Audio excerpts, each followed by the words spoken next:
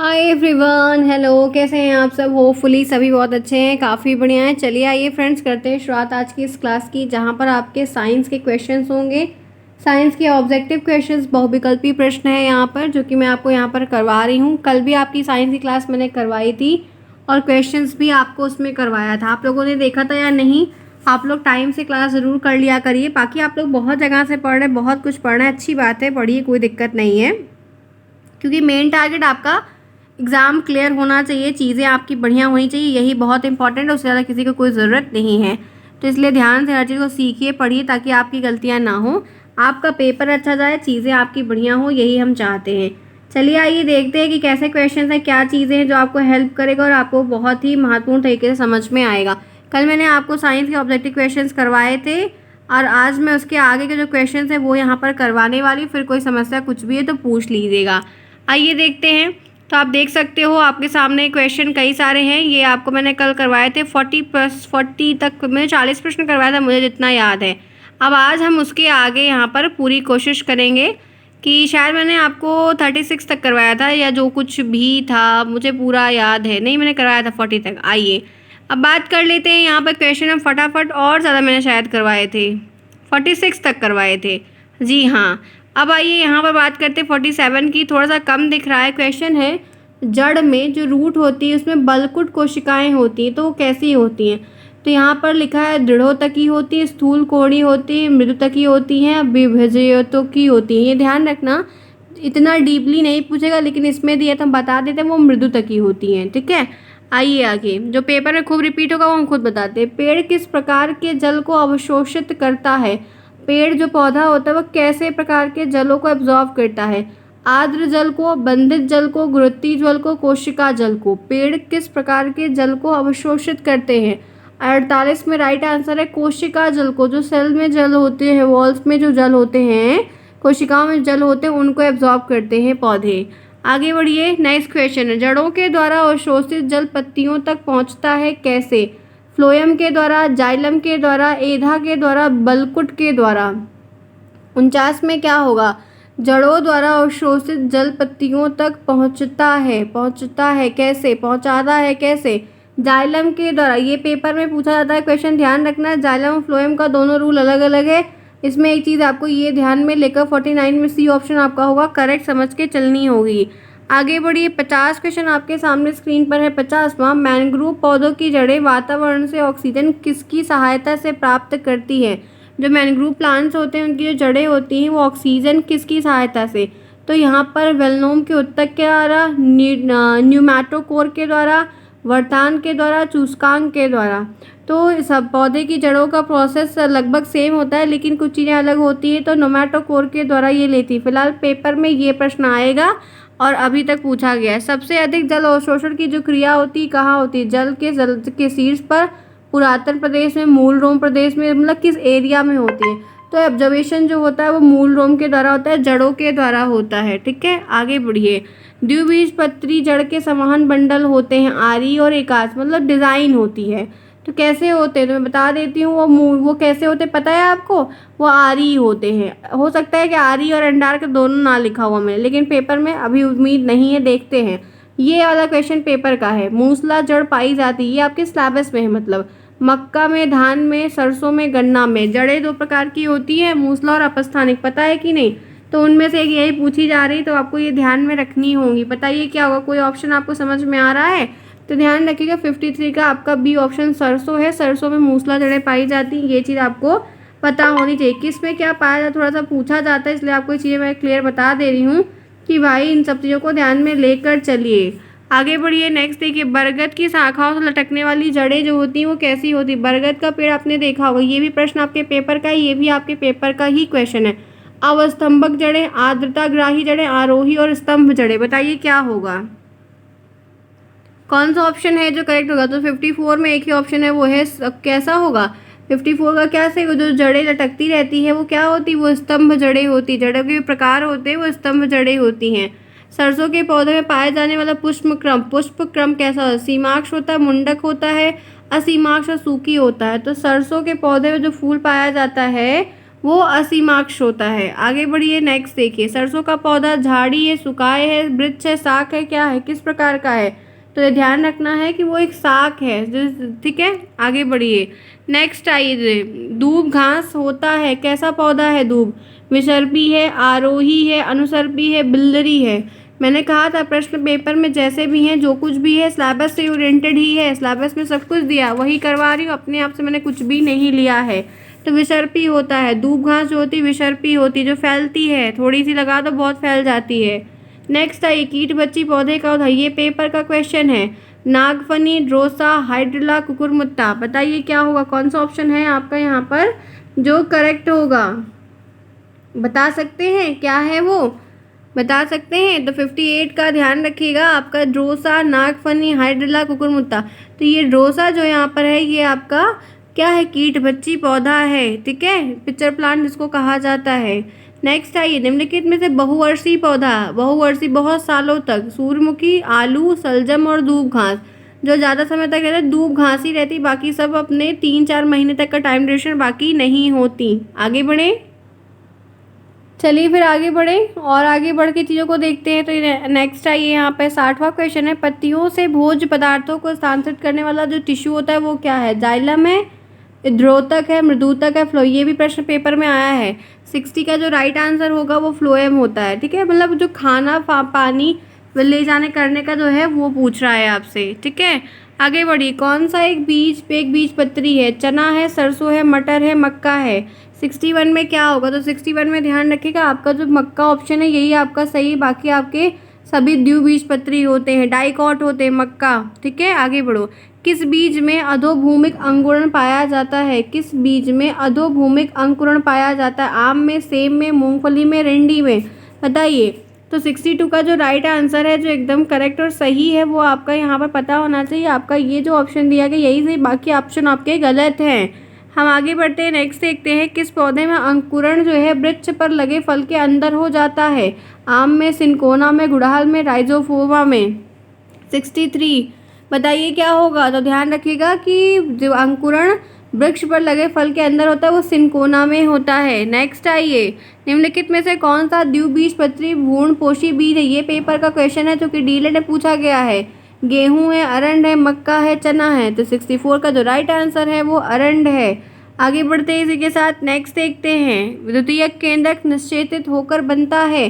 द्वितीयक केंद्रक निषेचित होकर बनता है, बीज बनता है, भ्रूण बनता है, फल बनता है, भ्रूणपोष बनता है। 65 का जो राइट आंसर है वो भ्रूणपोष कहलाता है, आपका डी ऑप्शन करेक्ट होगा। फूल वाले पौधे में द्विनिषेचन की क्रिया होती है, किसमें? मूल में, बीजांड में, फल में, जायांग में। 66 में क्या होगा? तो राइट आंसर आपका बीजांड में होता है, सी ऑप्शन आपका इसके लिए करेक्ट होगा। हम आगे बढ़ते हैं, नेक्स्ट देखते हैं, मक्का के पौधे में परागण होता है, किसमें होता है? कीट के द्वारा, वायु के द्वारा, जल के द्वारा, कृत्रिम रीति से होता है। 67 में क्या होगा? 67 में क्या होगा? तो ध्यान रखिएगा वायु के द्वारा होता है, सी ऑप्शन आपका करेक्ट होगा। नेक्स्ट आइए, किस पौधे में पुष्प विश्व में सबसे बड़े होते हैं? गुड़हल में, केली में, रेफ्लिशिया में और विकुला में, बताइए क्या होगा? बुल्किया में। तो 68 का जो राइट आंसर है, सबसे बड़ा जो फूल है वो रेफ्लिशिया होता है। आपको ध्यान रखना होगा क्वेश्चंस के जो भी चीज़ें हैं अलग है, यूनिक है, लेकिन आपके सिलेबस से है, मैंने अपने आप से नहीं लिया है। जो भी है फटाफट करवा रही हूँ, ध्यान से देखिए। ठीक है, आगे बढ़िए, नेक्स्ट देखिए 69। नेक्स्ट है, सूर्य से प्राप्त प्रकाश, मैं पढ़ के बता रही हूँ क्या लिखा हुआ है क्योंकि कुछ चीज़ें थोड़ी सी अनक्लियर रह जाती हैं। सूर्य से प्राप्त प्रकाश, हरे पौधे कार्बनिक भोजन बनाते हैं, इसलिए उन्हें हम क्या कहते हैं? उपभोक्ता कहते हैं, अपघटक कहते हैं, उत्पादक कहते हैं, उसमें से कोई नहीं। तो 69 का राइट आंसर, उन्हें उत्पादक कहा जाता है क्योंकि वो खुद उसको जनरेट करते हैं। नेक्स्ट आइए, गुलाब में किस प्रकार के अनुपर्ण होते हैं? जो कांटे होते हैं वो पूछ रहा है, तो वो अभिलगन टाइप के होते हैं। ये क्वेश्चन फिलहाल सिलेबस में ये आ सकता है लेकिन ये नहीं आएगा। नेक्स्ट आइए, निम्नलिखित क्रियाओं में से किसमें ऑक्सीजन मिलती है? प्रकाश संश्लेषण में, अनॉक्सी श्वसन में, ऑक्सी श्वसन में, किण्वन में। ऑक्सीजन जो जनरेट होती है मिलती है तो वो ऑक्सी में होती है। ठीक है, ऑक्सी श्वसन में मिलती है। नेक्स्ट आइए, पौधों के द्वारा श्वसन क्रिया में निम्नलिखित में से कौन सी गैस निकलती है? अच्छा प्रश्न पेपर में आ सकता है। जब पौधों के थ्रू श्वसन क्रिया में कौन सी गैस निकलती है? तो ऑक्सीजन निकलती है। ठीक है, आगे बढ़िए। निम्नलिखित में से कौन सी क्रिया ऑक्सीश्वसन और अनॉक्सीश्वसन दोनों में होती है? ये कुछ चक्र होते हैं। प्रकाश की अभिक्रिया में क्रेब्स चक्र होता है, ग्लाइकोलिसिस होता है और अप्रकाशीय होता है। 73 का राइट आंसर ग्लाइकोलिसिस प्रोसेस होता है, उसमें ये चीज़ें देखने को मिलती हैं। नेक्स्ट आइए, प्रकाश संश्लेषण की क्रिया होती है सभी पौधों में, हरे पौधे में, सभी जीव, सभी जंतु। प्रकाश संश्लेषण जो होता है फोटोसिंथेसिस, वो क्या और कैसे है? तो ध्यान रखिएगा, वो सभी हरे पौधों में होता है, सभी ग्रीन प्लांट्स में होता है। नेक्स्ट आइए, एक बीजपत्री में रंध्र पाए जाते हैं। जो एक बीजपत्री पत्र होते हैं उसमें जो पत्ती में रंध्र पाए जाते हैं वो क्या? ऊपरी बाह्य त्वचा में, निचली में, ऊपरी निचली में, इनमें से कोई नहीं। तो एक बीजपत्री पत्ती में रंध्र जो पाए जाते हैं वो ऊपरी और निचली बाह्य त्वचा में पाए जाते हैं। बी ऑप्शन आपका करेक्ट होगा।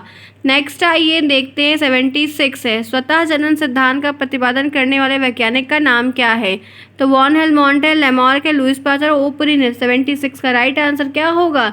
आपका वॉन हेलमोंट है। नेक्स्ट देखिए, नेक्स्ट क्वेश्चन है, निम्नलिखित में से पत्तियों में से किसमें समांतर सिरा विन्यास पर एकदम पैरेलल पाया जाता है? आम में, मटर में, पत्तियों में, गेहूं में, बरगद में। तो 77 का राइट आंसर गेहूं में होता है, एकदम पतला सा, एकदम ऊपर की तरफ होता है, एकदम टॉप पे तिकोना सा। नेक्स्ट आइए, गाय और घोड़े के संस्करण से संतान उत्पन्न नहीं होती। ये अलग अलग जैव समूह के हैं, ये अलग अलग जैव मंडल के हैं, इसलिए नहीं होती है। और इनके दो ऑप्शन और होंगे, ये अलग जाति के हैं, ये अलग परितंत्र के हैं। तो भाई गाय और घोड़ा मिलाकर अलग जाति का हो जाएगा? हो ही नहीं सकता है, सेम सेम में होता है, अलग में नहीं होता। 79 क्वेश्चन आपके सामने है, प्रकाश संश्लेषण की क्रिया किस रंग की पत्तियों में तीव्र होती है? हरी पन्नी, लाल पन्नी, पत्तियों का पन्नी नहीं, ठीक है। तो यहाँ पर ध्यान रखना, ये हमेशा किस में होती है? आप यहाँ एक प्रकाश संश्लेषण की क्रिया किस रंग की पन्नी में तीव्र गति से होती है? अच्छा, तो लाल पन्नी में होती है, ठीक है, ध्यान रखना। नेक्स्ट आइए, हरे पौधे के ना रहने पर पृथ्वी पर जीवन संभव नहीं, क्योंकि हरे पौधे ऑक्सीजन उत्पन्न करते हैं, कार्बन डाइऑक्साइड उत्पन्न करते हैं, दोनों करते हैं। ऑक्सीजन उत्पन्न करने के साथ साथ भोजन का निर्माण करते हैं।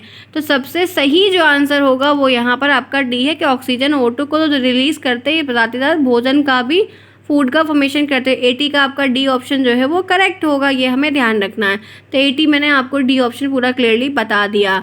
हम आगे बढ़ते हैं इसी के साथ। नेक्स्ट देखते हैं फ्रेंड्स, हमने 40 प्रश्न 45 तक करवाया था, आपको यहाँ तक 10 मिनट मैंने इतने प्रश्न करवाए। क्लास को फटाफट लाइक करिए और आपको मैं फटाफट करवा रही हूँ ताकि आपकी चीज़ें जल्द से जल्द कवर हो पाएँ और हम कम चीज़ों में और जो चीज़ें बची हुई हैं उनको हम पढ़ पाएँ। 81 देखिए, निम्नलिखित में से ये प्रश्न आपके पेपर में आ सकता है, ये भी आ सकता है। टिड्डा होता है, मेढक होता है, सांप होता है। टिड्डा, फिर गिलहरी, फिर मोर, फिर टिड्डा, फिर बंदर, फिर शेर, फिर टिड्डा, फिर बकरी, फिर लोमड़ी, क्या होता है? तो 81 को ध्यान रखिएगा कि सबसे पहले टिड्डा होगा, फिर मेढक होगा, फिर सांप होगा। बाकी और जो ऑप्शन दिया गया खाद्य श्रृंखला का वो गलत है। तो खाद्य श्रृंखला का भी इमेज मतलब पेपर में भाई क्वेश्चन आ सकता है, तैयार रखो अपनी ओर से कि गलतियां ना हो। आज मैं इसको पूरा करवा दूंगी, एक क्लास कल हुई थी, एक आज हो जाएगी, तो मिलाकर आपके लगभग इसमें जितने भी प्रश्न हैं 100-200 जो कुछ भी होंगे, 2 क्लास ज़्यादा नहीं करूँगी ताकि आपका कम समय सब रिवीजन हो जाए। मैं यही चाहती हूँ कि एग्जाम से पहले सब आप देख लो, बाकी आप सेल्फ स्टडी काफ़ी कुछ कर रहे हैं। नेक्स्ट आइए, वातावरण तथा जीवों में पारस्परिक संबंध का अध्ययन करने वाली विज्ञान की शाखा को क्या कहते हैं? आनुवांशिकी, पारिस्थितिकी, जीवाश्म विज्ञान, भूण विज्ञान। 82 का राइट आंसर क्या होगा? तो वातावरण तथा जीवों के पारस्परिक संबंधों का अध्ययन करने वाली विज्ञान की शाखा को पारिस्थितिकी कहते हैं, ठीक है, बायोडाइवर्सिटी। आगे बढ़ते हैं, नेक्स्ट चलते हैं। नेक्स्ट यहाँ पर है, जंतु कोशिका में नहीं पाएगी, पेपर में आता है, आपके डीएलएड के पेपर में देखने को मिलेगा। तो प्लाज्मा मेम्ब्रेन, तारकाय है, माइटोकॉन्ड्रिया है, सेलुलोज है। 83 में क्या होगा? तो 83 का जो राइट आंसर है वो सेलुलोज नहीं पाया जाता है एनिमल सेल्स में। एनिमल सेल और प्लांट सेल का चित्र बनाकर जाइएगा, बाकी सारी चीज़ें आपकी पाई जाती है। 83 में आपका डी ऑप्शन यहाँ पर करेक्ट होगा। नेक्स्ट आते हैं इसी के साथ 84 देखते हैं, कौन सा जंतु द्विलिंगी है? मेढक है, एस्केरिस है, केचुआ है, मछली है। कौन सा जंतु द्विलिंगी है? तो ध्यान रखिएगा, द्विलिंगी जो यहाँ पर है वो यहाँ पर केचुआ है, बाकी आपका सब यूनी है। नेक्स्ट आइए, निम्न में से मत्स्य वर्ग का कौन सा प्राणी? मछली, जेलीफिश, हेल मछली, सितारा और रूहू। कौन सा निम्न में से प्राणी है मत्स्य वर्ग का? तो इनमें जानते हो रूहू ये मछली का मतलब मत्स्य वर्ग का है, बाकी आपकी और चीज़ें अलग हैं। सारे प्रश्न नहीं आएंगे, परेशान ना हो। क्वेश्चन देखो, जो सीरीज मतलब बैंक में क्वेश्चन बैंक है ये, उसमें दिया गया है, तो मैं करवा दे रही हूँ। जो सामने पढ़ेगा बता, जो पेपर में रिपीट हुआ है तो खुद बोलेगी ये आया, इसको पढ़ के जाओ। लेकिन बायो का सेक्शन थोड़ा पूछते ज़्यादा है, अब थोड़ा चेंज है, बाकी देखते हैं। जंतु जिसमें सेलुलोज पचाने की क्षमता होती है वो क्या है? मेढक है, चमगादड़ है, चूहा है और दीमक है। सेलुलोज को पचाने की क्षमता होती दीमक में होती, बाकी किसी में जो दीवारों और जो है लकड़ी उकड़ी में लग जाते हैं। नेक्स्ट आइए, स्थलीय जंतुओं में आंतरिक श्वसनांग होने के कारण श्वसन क्रिया श्वसनांग से बाहर वाले पदार्थ में होती है। किसमें? कार्बन डाइऑक्साइड में। केवल कार्बन डाइऑक्साइड में होती है या जलवाष्प की मात्रा में होती है? कार्बन डाइऑक्साइड के साथ कम जलवाष्प की मात्रा में होती है। ये डी ऑप्शन होगा, कार्बन डाइऑक्साइड के साथ कम जलवाष्प, जहाँ पे वाटर वेपर की मात्रा कम होती है वहाँ पर प्रोसेस होता है। अब आइए देखते हैं आपके पेपर के क्वेश्चंस हैं। पौधे में उत्तेजनशीलता का प्रदर्शन स्पष्ट। उत्तेजनशीलता मतलब सेंसिटिविटी, ये 15 में पूछा गया है। किस पौधे में देखने को मिलती है? आम में, नीम में, छुई में, अदरक में। बताइए, खूब सेंसिटिव, ज़्यादा सेंसिटिव कह सकते हैं, वो चीज़ें किस में मिलती हैं? पौधे में उत्तेजनशीलता का प्रदर्शन स्पष्ट दिखाई देता है, तो वो चीज़ें किस में ज़्यादा देखने को मिलती हैं? तो ये आपको ध्यान रखना है, छुई मुई में मिलती हैं। ठीक है, 88 में आपका बी ऑप्शन करेक्ट होगा, बाकी जितने भी हैं वो आपके गलत हैं। 89 है, भोजन संचयन के लिए अपस्थानिक जड़ का रूपांतरण होता है। किस रूप में होता है? भोजन संचयन के लिए अपस्थानिक जड़ का रूपांतरण होता है। तुर्क रूप में, कंदगुच्छ में, पर्णाभ स्तंभ में, कुंभी रूप में। ये भी आपके पेपर के ही क्वेश्चन हैं, तो ध्यान रखना 89 का जो सही ऑप्शन है वो आपका पर्णाभ स्तंभ में होता है। ये जो भोजन जाके स्टोर होता है जड़ में, वो इसी में होता है। जैसे आलू वगैरह फूल जाती है, गाजर है, मूली है, ये ध्यान रखिएगा। नेक्स्ट आइए, पत्ती द्वारा कायिकी प्रवर्धन होता है। ये भी बीटीसी 2015 का। बर्फिलम में, अदरक में, वेल्सिनीरिया में और सीजेटेरिया में पत्तियों द्वारा कायिक प्रवर्धन होता है। किसमें? 90 का जो राइट आंसर है वो बैरोफिलम में होता है। ठीक है, आइए नेक्स्ट देखिए, कोण का मात्रक होता है मोल, एम्पियर, स्टेरेडियन और रेडियन। कोण का मात्रक होता है, क्या होता है कोण का मात्रक? बहुत अच्छा प्रश्न है, रेडियन होता है। क्या होता है? रेडियन होता है। नेक्स्ट आइए, कौन सी घटना गुरुत्व का उदाहरण नहीं है? ये भी 15 का पूछा है। पेड़ से पत्ते का गिरना, उछाले गए बाल का धरती पर गिरना, बॉल का, समतल पर गाड़ी ढकेलना और पहाड़ से पत्थर का टूटकर नीचे की ओर लुढ़कना। तो 92 का जो राइट आंसर है वो समतल पर गाड़ी का ढकेलना ही यहाँ पर हो जाता है। नेक्स्ट आइए, दौड़ने हेतु उपयुक्त अनुकूलित प्राणी क्या है? दौड़ने हेतु उपयुक्त अनुकूलित प्राणी, ये आपके बीटीसी 15 सेकंड में पूछा गया है। चमगादड़ है, यूरामेट्रिक्स है, एंटीलोप है और सायरन है। 93 में क्या होगा? तो 93 का जो सही ऑप्शन है वो ध्यान रखना है आपका एंटीलोप, यहाँ पे बी ऑप्शन आपका करेक्ट है, बाकी आपका गलत है। आगे बढ़िए, पत्ती का रूपांतरण होता है, किसमें होता है? पत्र पक्किला में, पकलिका में, शकलकंद में, पूर्णिम मूल में और पर्णथैली में। ये आपके 15 में पूछा गया प्रश्न है, बताइए। तो 94 का जो सही ऑप्शन है वो शकलकंद है, इतना आपको ध्यान रखना है। नेक्स्ट आइए, लंबाई का मात्रक मीटर है, द्रव्यमान का मात्रक है, समय का मात्रक सेकंड है। इस पद्धति संबंधित क्या है? ये आपके बीटीसी 15 में पूछा है। एमकेएस पद्धति है, सीजीएस पद्धति है, एफपीएस है, उपरोक्त सभी। 95 में क्या होगा? 95 में क्या होगा?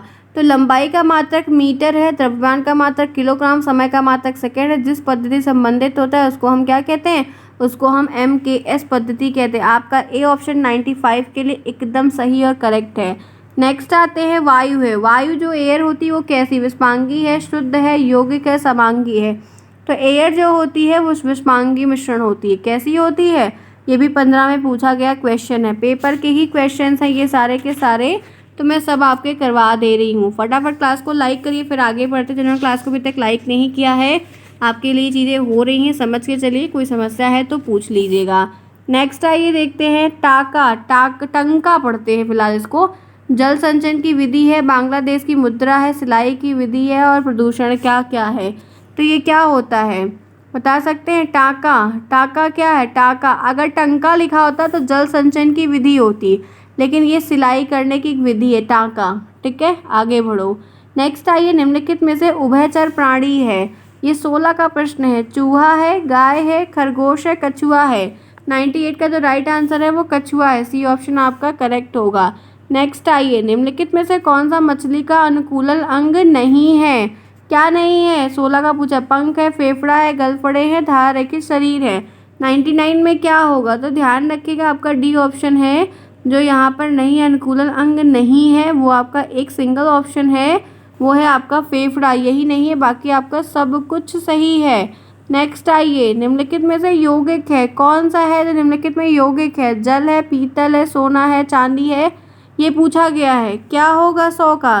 तो राइट आंसर यहाँ पर ध्यान रखना है, जल यहाँ पर कंपाउंड में नहीं, बाकी आपका सब कुछ जो है वो एकदम सही है। नेक्स्ट आइए, निम्नलिखित में से कौन सी विधि घुलनशील ठोस पदार्थों को द्रव्य से पृथक करती है? ठोस पदार्थ को द्रव्य से अलग कर देती है। वाष्पीकरण, छानना, तलछटीकरण, निथरना, ये भी आपके 16 का प्रश्न है, ध्यान रखिएगा क्या है राइट आंसर? वाष्पीकरण होता है। नेक्स्ट आइए, किस वस्तु में तल के क्षेत्रफल का मात्रक है? घन मीटर, वर्ग मीटर, मीटर, किलोमीटर, तो राइट आंसर यहाँ पे वर्ग मीटर है। 102 प्रश्न था इसमें, मैंने पूरा आपको करा दिया 1 बाय 1 करके। उम्मीद है कि आपने पढ़ा, सीखा, समझा। कोई प्रॉब्लम है तो पूछिएगा, पूरी हेल्प करने की कोशिश है कि कम समय में सिखा दिया जाए, बाकी जो चीज़ें डिस्कस करिएगा। मिलते हैं नेक्स्ट में, बाय बाय, टेक केयर।